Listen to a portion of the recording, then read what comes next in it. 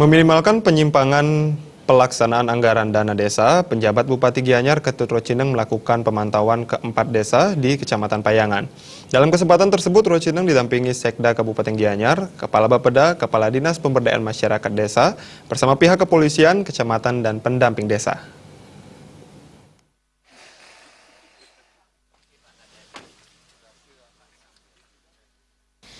Pemantauan atau monitoring dilakukan untuk mengingatkan pemerintah desa agar pelaksanaan pembangunan desa yang anggarannya dari DD tetap sinergis dengan hasil musyawarah desa. Pembangunan fisik yang wajar ditangani desa dan pembangunan fisik yang bukan wewenang desa harus dapat dibedakan. Pengawasan semua pihak harus tetap maksimal untuk mencapai keberhasilan dan kinerja yang terukur.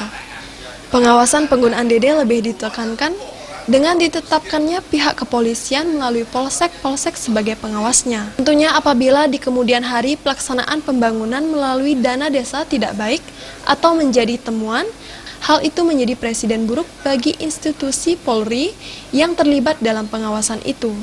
Rocineng mengatakan Pemkab Gianyar turun langsung ke bawah untuk melihat gambaran secara nyata dari perencanaannya sampai kondisi fisik desa tersebut.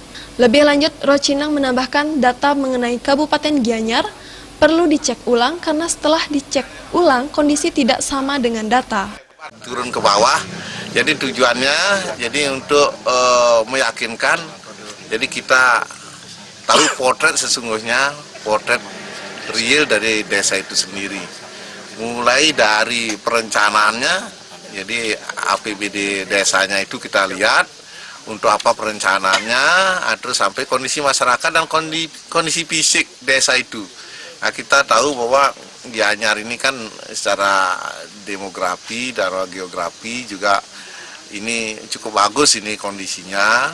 Jadi saya pikir angka yang ada di data itu perlu dicek ulang gitu.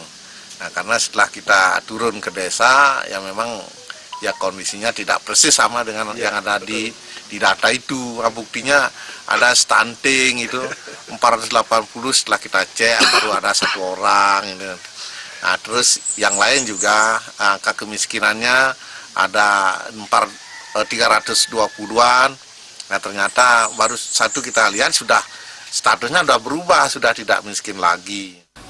Monitoring dana desa akan dilakukan secara berkesinambungan ke desa-desa lainnya yang ada di Kabupaten Gianyar.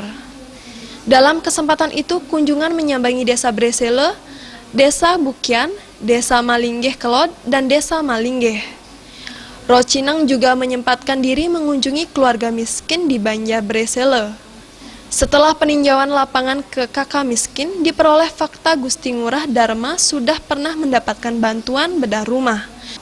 Melihat kondisi Ngurah Dharma yang masih sehat dan mampu bekerja, serta anaknya pun sudah mampu melanjutkan ke perguruan tinggi, yang bersangkutan seharusnya tidak masuk kategori kakak miskin.